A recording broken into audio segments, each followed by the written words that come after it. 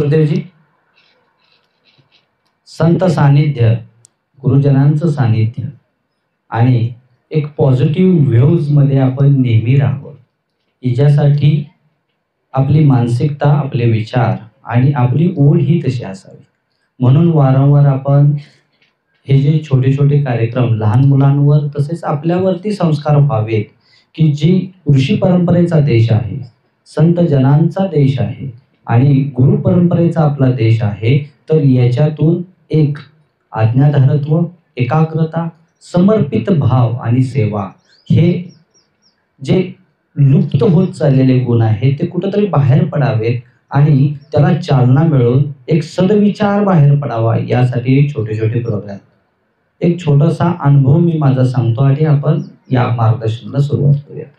परवाच्या ओपीडी मध्ये एक आई मुलाच्या ट्रीटमेंटसाठी आली होती. तर मुलाला चेहऱ्याचा कॅन्सर झालेला, वय किती, 16 वर्ष. तिला सांगताना अर्ध्या तास मध्ये पॉज घेऊन घेऊन सांगावं लागत होतं. इतकं तिचं आतून मन भरून रडायला येत होतं की त्यानं कधी पान खाल्लं नाही, गुटखा खाल्ला नाही, वाईट सवय नाहीये, तरी सुद्धा माझ्या मुलाला चेहऱ्याचा कॅन्सर व्हावा. आणि ही दुर्दैवी बाब माझ्याच नशिबी यावी. शेतकरी कुटुंबातली महिला, खूप प्रयत्न केले होते, नाही अशातला भाग नाही. ऑपरेशन हा शेवटचा पर्याय सांगितला होता. कॅन्सरचं जी आपली मोफत ट्रीटमेंटचा जो भाग आहे त्या निमित्ताने ती की परिस्थिती तर गरीब आहे, ऑपरेशन तर मोठं सांगितले, बाकीचे उपचार सुद्धा मोठे सांगितलेत आणि हे सगळं करत असताना खूप मोठी आर्थिक अडचण आल्यामुळे या ठिकाणी मी आले. तर तुमच्या इथनं हा बरा होईल का? पहिली गोष्ट, खर्च हा माऊलीला हा नंतरचा भाग आहे. घर विकायला लागू दे, शेत विकायला लागू दे, नाही तर आणखी काय करायला लागू दे, पण माझं मूल माझ्यासाठी महत्वाचं आहे, ते वाचायला पाहिजे. की हे बरं होईल का हे पहिलं सांगा. मी म्हणलं ते मूल माझ्या समोर येत नाही, नाडी बघत नाही, तोपर्यंत मी काही व्यवस्थित सांगू शकत नाही. पुढच्या ओपणीला ती घेऊन आली. अक्षरशः पूर्ण एक बाजूला फ्लॉवर जसा दिसतो तसा फ्लॉवर तयार झाला होता. जखम होती, त्यातनं घाण येत होती, पाणी येत होतं आणि त्याला बोलता येत नव्हतं. एखादा जीर्ण आणि सदैव व्यसनी असणाऱ्या गुटख्याच्या माणसाच्या पेक्षा बदतर अवस्था त्याच्या गालाची झाली. तर हे का? मला ते इतकं त्या माऊलीचं रडणं, त्या मुलाची यातना आणि हे इतकं मनाला लागलं आणि ते अभ्यास करायला सुरुवात झाली की हे व्हाय, कशासाठी आणि का, की कोणतंही व्यसन नाहीये आणि माउथ कॅन्सर. तर त्यावेळेला माझ्या निदर्शनात आलं की डॉक्टर अभय बंग किती लोकांना माहिती आहेत? डॉक्टर अभय बंग असे ठीक आहे, वाचला असेल, माझा साक्षात्कार हृदयरोग. हे व्यक्तिमत्व युरोपमधल्या टॉपमोस्ट कॉलेजमध्ये मेडिकल सायन्सचा अभ्यास करून, रिसर्च करून MD बालरोग तज्ज्ञ झालेले.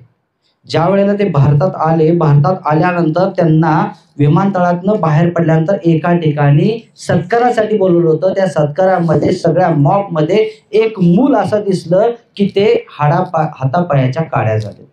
तर ते मूल बघितल्यानंतर त्यांना ते असं वाटलं की या मुलाबद्दल आपल्याला काम करायला पाहिजे आणि त्यांनी अखंड आयुष्य गेले 25 ते 30 वर्षापासून चंद्रपूर, नागपूर सारख्या जंगली भागामध्ये आदिवासी मुलांसाठी पूर्ण आयुष्य वाहून घेतलंय आणि बालसंगोपन आणि बाल न्यूट्रिशनल लेवल सुधारण्यासाठी काम चालू केलं.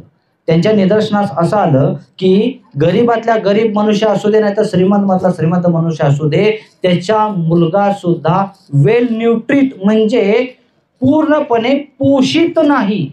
आज मला असं वाटत नाही की कुणाच्या घरात काजू बदाम नसतील, मला असं वाटत नाही की कुणाच्या घरात दूध मिळत नाही, मला असं वाटत नाही की घरामध्ये अन्न खाण्याची वाईट अवस्था आपल्याकडे आलेले असं कोणतंही घर असं वाटत नाही की राहिलं असेल. तरी सुद्धा आपली मुलं कुपोषित आणि जसं आफ्रिकेमध्ये अन्नच पिकत नाही किंवा गरिबीच आहे हे मान्य करू शकतो, पण सुदान आणि एकदम बेस्ट असणाऱ्या महाराष्ट्राच्या भौगोलिक परिस्थितीनुसार विचार केला तर या ठिकाणी सुद्धा कुपोषितची संख्या एवढी असावी. त्यांनी या 25-30 वर्षाच्या ह्याच्यामध्ये एक लिटरेचर लिहिलेलं आहे की सगळ्यात जास्त कुपोषित ही शहरातली मुलं आहेत. ही कसं काय? तर तोच विषय घेऊन मी आज तुमच्या पुढे आलो. सुरुवात केलेली आहे पण त्या कॅन्सरच्या विषयावर. तर मला निदर्शनात आलं की दात किडी आणि दात किडीतून निर्माण होणारा कॅन्सर हा मुलाला कारणीभूत ठरला की त्याचं हे आयुष्य वाईट अवस्थेत. परवाच हे अगदीच 1-1.5 वर्षापूर्वीचा अनुभव सांगितला. परवाच तो मुलगा एक्सपायर झाला. आपण आपल्या पाल्याची काळजी कशी घ्यावी त्यासाठी हा घेतलेला छोटासा प्रोग्राम. 2 पार्ट आहे त्याच्यामध्ये. एक आरोग्य आहे, एक दुसरी मानसिक आरोग्य. शारीरिक आरोग्य आणि मानसिक आरोग्य हे दोन्हीही तुम्हालाच सांभाळायचं. बऱ्याच खेडेगावात, बऱ्याच शहरामध्ये असं जर विचारलं गेलं तर तुम्ही तुमची मुलं कशी सांभाळतात, तर साहजिक आहे कुणी म्हणेल की बेस्ट सांभाळतो. बेस्ट सांभाळतो याचा अर्थ काय, तर मुलांच्या मनमानीप्रमाणे आपण वागत राहतो.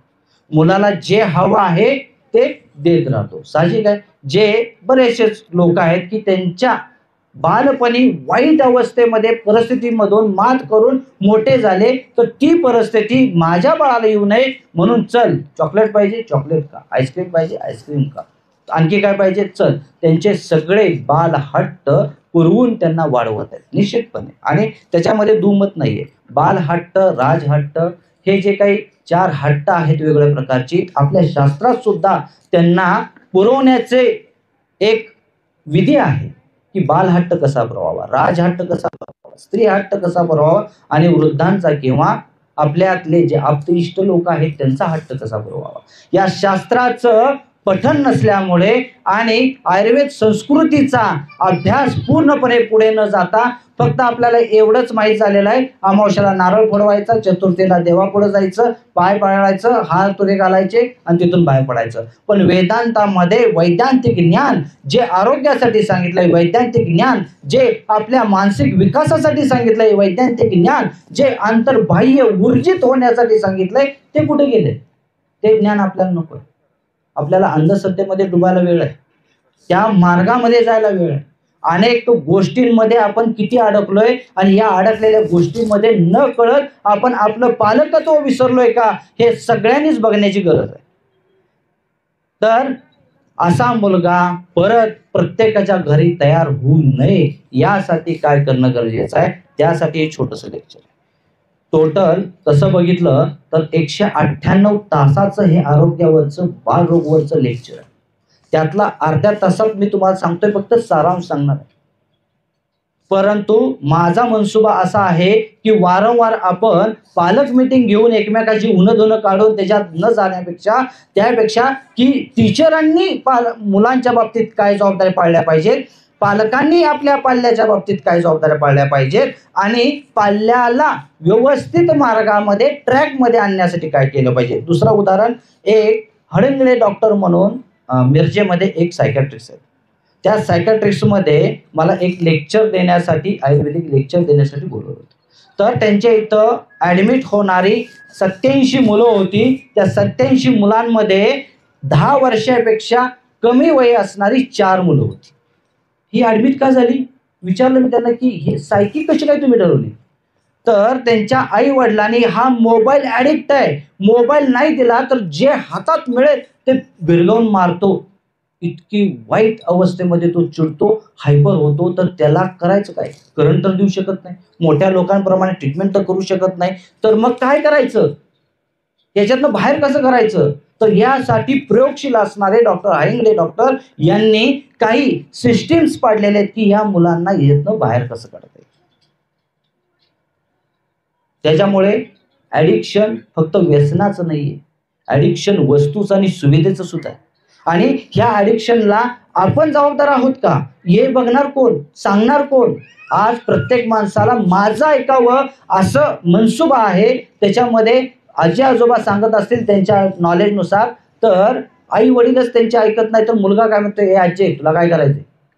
विषय आजीचा मिटला, आजोबाचा मिटला. कुणाचंही न ऐकणारी पिढी जर तयार व्हायला लागली तर ह्या पिढीला कंट्रोल करणार कोण. नुसत्या हक्कासाठी भांडणारी पिढी जर तयार झाली तर 24व्या वर्षीच त्यांना वाटेल की आपले आई वडील मेले तर बरे होते का, तर त्यांची प्रॉपर्टी मला कशी मिळेल. ह्या सायकॉलॉजीला खत पाणी तर तुम्ही घालत नाही ना. याची पडताळणी किंवा पुनरावृत्ती जर होत असेल तर त्याच्याकडे बघणार आहे कोण. तर सगळ्यात महत्वाचा पार्ट आहे या 6 वर्षाच्या आतल्या मुलाबद्दल आपण बघतोय किंवा 7 वर्षाच्या आतल्या मुलांबद्दल बघतोय, तर पोषण तत्व ही संपूर्णपणे पालकांचीच जबाबदारी आहे. आता पोषक किंवा उत्तम आरोग्याचं माझं मूल आहे तुम्ही ओळखणार कसं. चला पहिली गोष्ट, वजन आणि उंची योग्य पद्धतीने आहे का हे बघायचंय. याच्यात जर कमतरता असेल निश्चितपणे तुम्ही कुठेतरी चुकताय. दुसरी गोष्ट, माझ्या मुलाचे दात किडलेले आहेत का. दुसरं साईन, माझा मुलगा कुपोषित आहे. दात जर किडलेले असतील तर माझं मूल कुपोषित आहे. तिसरं आहे की ते वारंवार आजारी पडतंय का, त्याची इम्युनिटी पॉवर कमी झालेली आहे का, त्याला सर्दीचा, दम्याचा किंवा पोटदुखीचा त्रास आहे का. हे जर असेल तर माझं बाळ कुपोषित आहे. एक मूल पोटात दुखतंय म्हणून गडबडा लोळत होतं की त्याच्या पोटात काही त्यानं खाल्ल्यामुळे जर पोट दुखत नसेल ना, म्हणून बालरोग तज्ञाकडे गेले, बालरोग तज्ञाकडे शल्य चिकित्सकाकडे गेले, शल्य चिकित्सकांनी विविध त्याच्या लॅब टेस्टिंग झाल्या. लॅब टेस्टिंग झाल्यानंतर कळलं की पोटात काहीही नाही, परंतु 1 वर्षभर ते बाळ तळमळत होतं, झपाट्यानं वजन कमी होत होतं, अक्षरशः हातापायाच्या काड्या झालेल्या होत्या. अशा अवस्थेमध्ये ते बाळ माझ्याकडे आलं आणि नाडी बघितल्यानंतर कळलं की हे साखर जास्त प्रमाणात खातं. त्यांना सांगितलं की याची साखर बंद करा. तर ते म्हणले साखर नाही दिली तर त्याला जमतच नाही, अक्षरशः मुठीने साखर खातंय बाळ. तर आता तुम्ही म्हणाल की साखर खाण्याचा आणि पोटदुखीचा काय काम. साखरेमध्ये गंधकासारखं एक तेजस्वी आणि अग्नी जास्त असणारा घटक आहे की ज्याचा side effect, sulphur side effect म्हणतो, त्या साईड इफेक्ट म्हणून प्रत्येकालाच होत नाही, एखाद्याला सेन्सिटिव्हिटी येते. म्हणून पूर्वी सल्फरची औषधं व्हायची, अँटीबायोटिकची औषधं तयार व्हायची सल्फर बसून, परंतु ती त्याच्यावरती अनेक गव्हर्नमेंटनी बॅन केल्यानंतर 20 वर्षानंतर भारत गव्हर्नमेंटनं त्याच्यावरती बॅन टाकला की गंधकापासून बनवलेली औषधं बंद करा. हा गंधक आतड्यांना इरिटेशन करतो. इरिटेशन म्हणजे काय, तर जसं तोंडामध्ये एक लाली येते आणि तोंड आल्याप्रमाणे एक जो शोथ येतो, शोथ म्हणतो आपण त्याला, तर त्या शोथ आल्याप्रमाणे आतड्यांना सुद्धा एक लाली येते आणि त्या लाली आल्यामुळे न कळत पोट दुखतं. त्या डॉक्टरांनी एंट्रायटिस म्हणजे आतड्यांना अकारण येणारी सूज, मग त्यांनी सांगितलं की तुमच्या खाण्यातनं काहीतरी ॲलर्जी आहे. परंतु खाणं कसं शोधायचं. मुळात आपण आता जे जुने खात होते 20 वर्षापूर्वी, 30 वर्षापूर्वी, ते खाणं आहे का. कण्या कोण खातो, कण्या मुळातच माहीत झालेत काय आता कुणाला. नाचणीचं आंबील कोण खातो, कुळथाचं आंबील कोण खातो, कुळथाचं सूप कोण खातो, मुगाच्या डाळीचं पिठलं कोण खातो, कढीपत्ता आणि हिंगाची चटणी कोण खातो, माहीतच नाहीये. स्त्रियांना माहीत नाही तर पुढच्यानं कसं होईल. त्यामुळे पोषण तत्वामध्ये की सिलेक्शन ऑफ फूड हा जो काही विषय आहे तो सर्वस्वी कुणाचा आहे, पुरुषाचा का स्त्रीचा आहे, स्त्रीचा आहे. सिलेक्शन ऑफ फूड की तुम्ही बाजारात जाऊन काय आणायचंय, काय बनवायचंय, कशा पद्धतीनं बनवायचंय आणि कशा पद्धतीनं सर्व करायचंय. आज हॉटेलमध्ये जाऊन जाऊन आपण ते शिकलोय, डिश कशी सजवायची, अगदी सुंदररित्या सजवू शकतो, पण त्याच्यातले ॲटम कुत्र्यांनी सुद्धा खायचे नाहीत किंवा गायींनी सुद्धा खायचे नाहीत. इतक्यापेक्षा बेकार मूल्यमापनाचे जे आहार किंवा पदार्थ आहेत ते सर्व करत नाही ना, हे कोण बघणार आहे. अनेक यूट्यूब चॅनल्स आहेत, अनेक पाककृतीच्या चॅनल्स आहेत, त्याच्यावरती आपण टेस्ट येणारे आणि टेस्ट देणारे विविध पदार्थ शिकतो, करतो. लॉकडाऊनचं उदाहरण घ्या, काय शिकला सगळ्यात जास्त मोठं, केक. केकचे 100 प्रकार शिकला असा, पण केकवरनं उदाहरण सांगतो. केकमध्ये जी बेकिंग पावडर वापरतात फर्मेंटेशन करण्यासाठी, तर ती लहान मुलांचं लिव्हरचे सेल्स डॅमेज करण्याचं सगळ्यात मोठं काम करतंय. सगळ्यात वाईट काय असेल तर आईस केक. त्याच्यातली जी क्रीम आहे ती क्रीम ज्या वेळेला ऍब्सॉर्ब होते, लिव्हरमध्ये जाते, त्याच्यात ती जे काही फॅट आहे ते सॅच्युरेटेड फॅट आहे, ते सॅच्युरेटेड फॅट लिव्हरमध्ये डिपॉझिट व्हायला सुरुवात होतं, लिव्हरची क्षमता कमी होते आणि जो सगळ्यात मोठा पचन करणारा जो अवयव आहे तो थकतो. उदाहरणार्थ शुगरच्या माणसाला जर दिवसभर काम करा म्हणलं, त्याला किती जरी खाल्लं तर संध्याकाळी तो ढेपाळून पडेल आणि सलाईन लावायला लागेल. तसं लिव्हर सारखा मी म्हणणारा आणि प्रचंड पचनशक्तीसाठी उपयोगी असणारा अवयव सुद्धा थकून जातो केवळ त्या आईस मधल्या केकच्या क्रीममुळे. तर हे बघणार कोण आहे? स्त्री बघणार आहे. चांगली गोष्ट आहे की आजच्या ह्याच्यामध्ये स्त्रियांची संख्या जास्त. पाककृती ह्या स्त्रियांना माहीत नाही. विरुद्धान्न माहीत नाही. विरुद्धान्न म्हणजे काय? की जे दोन फूड वेगळे खाल्ले तर अमृत आहेत शरीराला, परंतु एकत्र केले की विष तयार होतात. काय विष तयार होतात? याचं केमिकल कॉम्बिनेशन, याचं केमिकल कॉम्बिनेशन एकत्र झाल्यानंतर त्याच्यापासून विषाची निर्मिती होते. ही विषाची निर्मिती गरविष म्हणून, म्हणजे काय, स्लो पॉइझन म्हणून शरीरामध्ये काम करते, की जी हळूहळू तुम्हाला मारते, उद्याच्या उद्या मारत नाही. फूड पॉइझन झालं तर उलट्या होतात, जुलाब होतात, तुम्हाला कळतं फूड पॉइझन झालंय. परंतु गरविष जे स्लो पॉइझन आहे हे तुम्हाला कधीच सावध करत नाही. केव्हा सावध करतं? कॅन्सरचा 3री स्टेज आली किंवा आजाराची 4थी स्टेज आली, त्यावेळेला ते सावध करतंय की हे गरविष खाल्ल्यामुळे तुम्हाला ही तोटे झाले. तर पोषक तत्वामध्ये सगळ्यात महत्वाचा पार्ट राहतो लहान मुलांमध्ये जीवनसत्व. दुसरे राहतात मिनरल्स. जीवनसत्व आणि मिनरलच्या अभावामुळे मुलांना जास्तीत जास्त कुपोषित राहण्यास प्रवृत्त करतात. तुम्ही तुमची दिनचर्या मुलांची आठवा की सकाळी उठल्यापासून संध्याकाळी झोपेपर्यंत त्यांना तुम्ही कार्बोहायड्रेट्स किती देता, फॅट किती देता, प्रोटीन किती देता आणि कच्ची फळं आणि भाजीपाल्याचे रस किती देता. जवळजवळ शून्यच असेल. पण कार्बोहायड्रेट जे आहे ते 100% आपण सगळ्यात जास्त देतो. म्हणजे काय? बिस्किट देतो, गव्हाचं अन्न देतो, बेकरीचे पदार्थ देतो, अनेक पॅकिंग फूड्स आहेत ते पॅकिंग फूड्स देतो. बरोबर आहे. तर या पॅकिंग फूड्स वरती लिहिलेलं असतं की याच्यामध्ये न्यूट्रिशनल लेवल काय आहे. त्या न्यूट्रिशनल लेवल जर तुम्ही वाचायला शिकलात ना तर तुम्हाला समजायला सुरुवात होईल की यानं खरंच माझ्या बाळाचं न्यूट्रिशन होतंय का. अनेक ॲड्स आणि अनेक जाहिराती ह्या माझं प्रॉडक्ट कसं सुंदर आहे आणि खूप छान आहे असं सांगतात, परंतु जे जे काही फूड प्रोसेस करून बनवलं जातं त्याच्यामध्ये सोडियम नावाचा प्रिझर्वेटिव्ह घटक टाकला जातो की जो किडनीवरती सगळ्यात घातक आणि बाधककारक आहे. सोडियम काय करतो तुम्हाला सांगतो.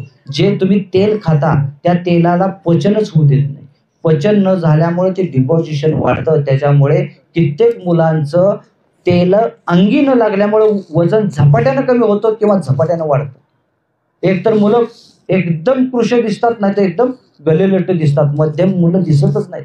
आज तुम्ही जर सगळीकडे नजर मारली, आपलंच मूल नव्हे कुणाचंही मूल घ्या, तर हे फॅट मेटाबॉलिझम बिघडून गेलेलं आहे. पहिली गोष्ट लिव्हर बाद केले तुम्ही.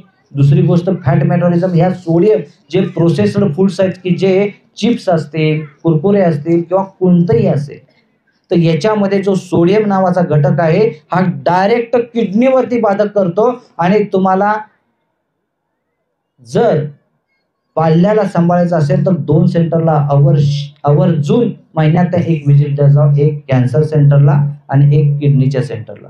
कॅन्सर सेंटरमध्ये जर तुम्ही गेला तर किती लहान मुलांना कॅन्सर व्हायला लागला हे तुमच्या निदर्शनास येईल. आणि किडनीच्या ह्याच्यामध्ये गेला तर किती लहान मुलांची किडनी फेल व्हायला सुरुवात झालेली आहे हे पण तुमच्या निदर्शनास येईल. आज तुमच्या मुलांना किरकोळ आजार आहेत, पण ते किरकोळ आजार बरे होण्यासाठी सुद्धा तुम्ही केमिकलचीच औषधं देताय. आधीच केमिकल खाऊ घालून त्यांची किडनी लिव्हर बाद करायच लागलाय, त्यात अजून केमिकलची औषधं खायला घालून पुन्हा ह्या 2 अवयवावरती डॅमेज व्हायला लागलाय. तर त्याची इम्युनिटी पॉवर राहील कशी व्यवस्थित.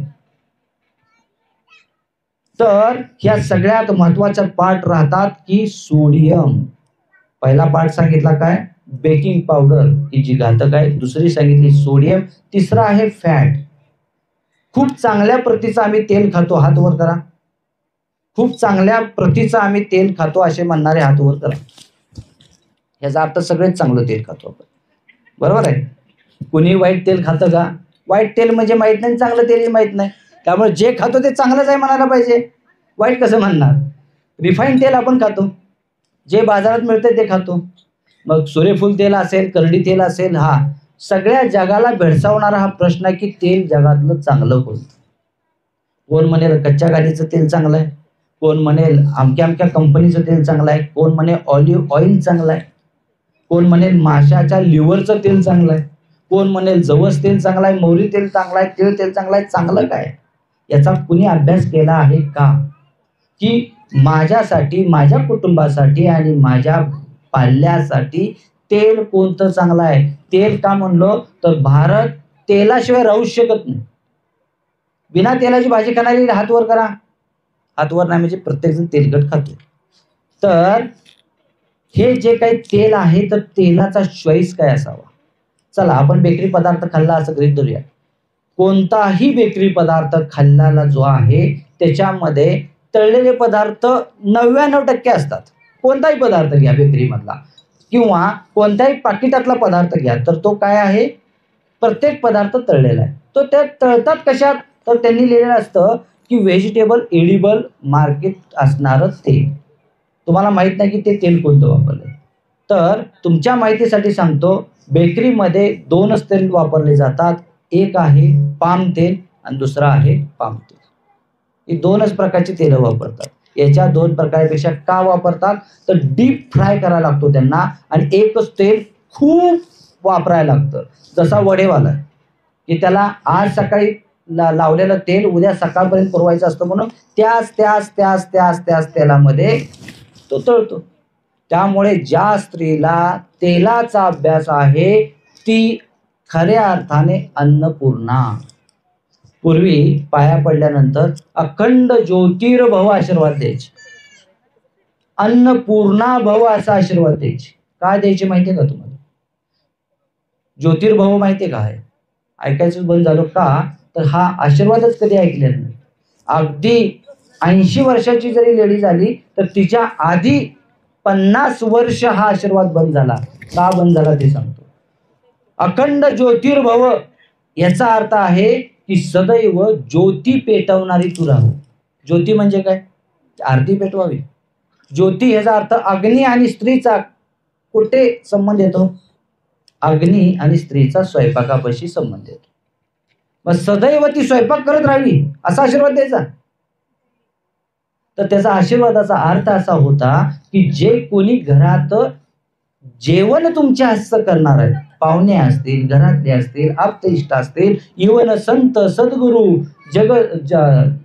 जगद्गुरू कुणी असतील, तर हे जे कोणी जेवण आहे तर त्या अग्नीला तू पहिला सिद्ध कर. म्हणजे काय की मोहरी केव्हा टाकायचे, जिरं केव्हा टाकायचंय, कुणाचा किती पाक करायचा आहे आणि कुणाला किती फ्राय करायचा आहे ह्याचं जी सिद्धी आहे ना ही अग्नीत सिद्धी आहे. चहा उकळायचं माहित नाही आपल्याला, सगळे एकत्र करतो, खळकं उकळायचं झाला चहा. चहा करायची सुद्धा पद्धत माहित नाही. भजी करायची माहित नाही, किती लाल होस्तर करायचे असतात का पिवळी होस्तर करायचे असतात का कच्ची राहायचे का पक्की पाहिजे. बटाटे वड्याचं सेम तसंच आहे. कुठलाही पापड तळताना सुद्धा अग्निसिद्धी ही सगळ्यात मोठी सिद्धी आहे स्त्रीची. म्हणून ज्योतिर्भव आशीर्वाद दिला जायचा. मग ती अग्नीची जर सिद्धी माहित नाही, तो कसा बनवायचा माहित नाही, तर आपण साहजिक फास्ट फूडकडेच वळणार. का तर फास्ट फूडला विचारच करायचं काम नाही. खडखड खडखड खड भांड्याचा आवाज आला की झाला स्वयंपाक, बरोबर. म्हणून हॉटेलमध्ये सुद्धा आता किचन लांब करायलेत, कारण तिथे पैलवान लोक असतात बनवणार. तुमच्यापर्यंत त्याचा आवाज येऊ नये, हाणामारी चालली का स्वयंपाक चाललाय कळू नये म्हणून ते स्वयंपाकघर सुद्धा लांब चालले. तर हे फास्ट फूड करत असताना ज्या वेळेला तुम्ही तेलाच्या सिद्धीनुसार जर स्वयंपाक बनवला नाही तर ते तेल अपक्व अवस्थेमध्ये शरीरात जातं आणि पुन्हा फॅट मेटाबॉलिझम किंवा तेल पचण्याची क्रिया तुम्ही हॅम्पर करता. आणि म्हणून खेड्यातल्या खेड्यात आणि वर्कर मधल्या वर्कर किंवा काबाड कष्ट करणाऱ्याला सुद्धा बीपी आला. केवळ स्त्रीची अग्नीचं सिद्धी किंवा अग्नितत्वाचा अभ्यास शून्य झाल्यामुळे हा बीपी आलेला आहे. व पालकत्व जर आपण करत असू आणि लहान मुलांची नवीन पिढी आपण तयार करत असू तर शिक्षणाबरोबर त्याचं आरोग्य महत्वाचं आहे की नाही. त्या आरोग्याकडे बघणार आहे कोण. ठीक आहे, तुम्ही आजारी पडला म्हणून डॉक्टरकडे नेचाल, डॉक्टर सल्ला सांगेल, डॉक्टर औषध देईल, तात्पुरतं बरं होईल, परंतु तो आजारीच पडू नये. आजारी पडला तर तो लवकर रिकवर व्हावा हे बघणार आहे कोण. तर हे करत असताना काहीतरी अभ्यास आपल्याला पाहिजे तर आणि तरच आपण याच्यातनं बाहेर पडणार आहे. अन्यथा आपण तसंच फूड खाणार आहे, आपल्या नवीन पिढींनाही तसंच फूड देणार आहे. एक साधं उदाहरण सांगतो. एक मूल लहानपणापासून बाळदामा, पंप चालू झाला, वयोवर्ष 11 आणि 11 वयापर्यंत तोपर्यंत त्याला 2-3 प्रकारची औषधं आणि 2 वेळेला पंप आणि बालदम्याचा त्रास. छातीची इम्युनिटी पॉवर बेकार. जरा जरी फोडणीचा वास आला की शिंका, सर्दी आणि धाप, स्वाईन स्वाईन स्वाईन स्वाईन छाती वाजायला लागली. घरी फोडणी द्यायचं बंद झालं. बाहेरनंच अन्न पदार्थ मागवायचे. स्वयंपाकातले पाक करत असताना सुद्धा फोडण्या कमी द्यायच्या किंवा कुकरमध्ये शिजवायचं. अशा पद्धतीचा आहार बनवायला सुरुवात झाली. ती नाडी बघितल्यानंतर समजलं की या मुलाला जीवनसत्वाचा अभाव सगळ्यात जास्त झाल्यामुळे त्याची इम्युनिटी पॉवर कमी झाली. आता जीवनसत्व देणार कसे हा सगळ्यात मोठा विषय आहे की लहान मुलं भाज्या खात नाहीत. सगळेजण आपण काय म्हणतो, मुलं भाज्याच खात नाहीत. मग भाज्या द्यायच्या कोणत्या, कशा द्यायच्या, कोणत्या मॅनरमधनं द्यायच्या, याचं सुद्धा एक फार मोठं लेक्चर आहे, सुंदर आहे, तिथं आपण नको आज जायला. परंतु जीवनसत्व देत असताना याच्यावरचे उपाय सुद्धा महत्वाचे आहेत. पहिला उपाय, मुलांना तुमच्या स्वयंपाकाबरोबर ऍड करा. निवडायला द्या, चिरायला द्या, कच्ची का होईना, खराब का होईना, चपाती करू द्या. याच्यातनं होतं का की तुम्ही जे काय कराल ते मी केलंय असं संबोधून ते खायला सुरुवात करते. त्यामुळे हा सगळ्यात महत्वाचा उपाय आहे. दुसरा उपाय आहे तर मूल ज्या वेळेला काही खात नाही असं वाटतंय तर ते ज्या वेळेला निगेटिव्ह मागणी तुमच्याकडे करतंय तर त्यावेळेला बक्षीस म्हणून त्याला ह्या गोष्टी द्यायला सुरुवात करा. उदाहरणार्थ ते चॉकलेट मागते, नाही म्हणू नका. एखादं चॉकलेट द्यायचं ना तर त्याला ही भाजी संपव, मी तुला चॉकलेट देते. अशा पद्धतीनं एन मार्गानं छोटे छोटे न्यूट्रिशनल्स जे आहेत ते त्याला द्यायला तुम्ही सुरुवात केली पाहिजे. तिसरा आणि सगळ्यात महत्वाचा पाठ राहतो पालकत्वांमध्ये की आपण जे काही खातो तेच मुलं खात असतात. त्याच्यामुळे बाहेरचे फूड्स, बाहेरचे हॉटेलचं जेवण आणि जे काही घातक गोष्टी पाळल्यासाठी त्याचे पथ्य तुम्ही स्वतः पाळायला सुरुवात करा. तुम्ही जर स्वतः पाळले नाही तर ते मुलांमध्ये उतरणार नाही. सगळ्यात महत्वाचा हा विषय आहे की हे जे काही 3 गोष्टी जर तुम्ही करायला सुरुवात केली तर निश्चितपणे पोषक तत्व हळूहळू हळूहळू का होईना त्या मुलांमध्ये जायला सुरुवात होईल, मुलांना पोषित करायला सुरुवात होईल आणि तो जो काही फरक झालेला आहे तर तुम्हाला निश्चितपणे पहिला दिसेल तर बाळ माझं आजारी कमी पडतंय, बाळ माझं आता औषधं कमी लागतात. आज लहान मुलांना सुद्धा प्रचंड औषधाची सवय न कळत आपण लावायला लागलोय. जरा जरी सर्दी झाली तर घरात पॅरासिटामॉल असतंच, सिनारिस्ट असतं. जरा जरी काय झालं की लगेच पाजायला सुरुवात करतो आणि त्याचे साईड इफेक्ट काय होतात हे न जाणता त्याचं वाढू नये आणि डॉक्टरांपर्यंत जाता येऊ नये, मोठं औषध त्याला लागू नये म्हणून छोटी छोटी औषधं न कळत आपण त्याच्या पोटामध्ये टाकतो की ज्याचा अभ्यास आपल्याला काहीही नाही. मग ह्या गोष्टी जर चुकत असतील तर तिथं कुठेतरी आपण आत्मचिंतन करण्याची गरज आहे. ह्या अनेक गोष्टी आहेत की ज्या न्यूट्रिशनल लेवलला आपल्याला सुधारायला पाहिजेत. अशाच टाईपचे काही छोटे छोटे लेक्चर्स जर तुमच्याकडनं डिमांड आली, शाळेमध्ये डिमांड आली किंवा अशा पद्धतीची आली तर आपण न्यूट्रिशनल फक्त हा एक सब्जेक्ट घेऊन आपण त्याचे छोटे छोटे सेशन्स करूयात आणि एक एक गोष्टी की त्याच्यामध्ये काय न्यूट्रिशन लेवल आहे आणि ती न्यूट्रिशन लेवल तुमच्या बाळाला कशी उपयोगी आहे, तर हे आपण त्याचे सेशन्स ठेवूयात. तर निश्चितपणे तुम्हाला या विषयामध्ये जर इंटरेस्ट असेल तर तुम्ही तुमच्या स्कूलमधल्या हेडशी संपर्क साधा आणि आपण अशा टाईपचे न्यूट्रिशनलचे जे लेक्चर्स आहेत ते प्रत्येक महिना किंवा 2 महिन्याला आपल्याला जसं शक्य होईल तसं स्कूलचा एकत्रितपणे येऊन आपण ते कार्य पुढे नेऊयात. तुम्ही सर्वजण वेळात वेळ काढून आलात. अरेंजर, गांधी पब्लिक स्कूलच्या सर्व शिक्षिका आणि इथे खऱ्या अर्थाने पाहुणे म्हणून आपल्याला लाभलेले महेश गुरुजी, त्यांच्याविषयी काय बोलावं तेवढं कमी आहे. गेले 20 ते 25 वर्ष झाले SSY या मोठ्या संस्थेमार्फत ते काम करतात. अनेक कोर्सेस मोठे ते राबवतात. आजचा सुद्धा जो पालकत्वाचा जो कोर्स आहे त्याची त्यांची एका व्यक्तीची 10,000 फीस असते. आज अमेरिका असेल किंवा ब्रिटन असेल किंवा फॉरेनमधले अनेक कंट्रीमधले लोक असतील तर याच्यामध्ये अनेक कडक कायदे निघत चालले की पालकांनी पालकत्व कसं करायचंय याचे जर तुम्हाला माहीत नसेल तर त्याची सुद्धा एक टेस्ट आहे. जसं ड्रायव्हिंग स्कूलला लायसन मिळण्यापूर्वी एक टेस्ट असते तसं तुमचं लहान मूल तुम्ही सांभाळू शकता की नाही हे बघण्याची सुद्धा फॉरेनमध्ये टेस्ट घेतली जाते. जर तुम्ही त्या टेस्टमध्ये नापास झाला तर तुमचं मूल केअरटेकर म्हणून तुमच्या घरातनं तुमची परवानगी असो किंवा नसो घेऊन गेलं जातं. अशी अवस्था अजून तरी आपल्या भारतात नाही. एवढे कडक कायदे नाही आहेत. त्याच्यामुळे आपण आपल्यालाच ऊर्जित केलं पाहिजे आणि या न्यूट्रिशन हा जो काही लहान मुलांचा विषय आहे याच्याकडे गांभीर्यानं बघितलं पाहिजे आणि या गांभीर्यानं बघून त्याच्यामध्ये आपला अभ्यास वाढवला पाहिजे जेणेकरून आपण आपल्या मुलाला निरोगी ठेवण्यासाठी आपण प्रयत्न करत राहू, प्रयत्नशील राहू. याच्यानंतरचा जे काही अनमोल लेक्चर आहे की पालकत्व फार सुंदर मानसिकतेवरती आहे अवलंबून की बाळाची मानसिकता कशी ओळखायची, आपली मानसिकता आणि या दोन्हीच्या कॉम्बिनेशन मधनं पालकत्व कसं करायचं हे गुरुजी निश्चितपणे तुम्हाला फार सुंदररित्या सांगतील. जय गुरुदेवजी.